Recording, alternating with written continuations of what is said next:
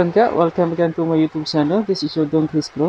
Sa ngayon is tuturuan ko kayo kung paano makuha ng WH gamit ang ating phone. So, ang una natin gagawin is punta tayo sa ating YouTube channel. Kailangan ng ating channel is naka-incognito para hindi ma-trace ni Lolo ang ating traffic. Then search tayo ng isang YouTuber, halimbawa si Dr. March TV. Then click ang kanyang channel. Then punta tayo sa kanyang playlist. Pagkatapos, scroll down tayo, pili tayo ng kanyang video, itong kanyang organic videos. Then click natin. Pagkatapos ay play.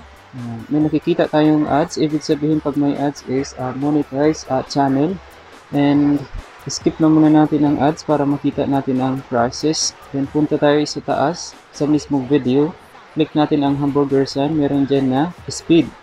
Click natin ang 2 times para doble ang makuha niyang WH.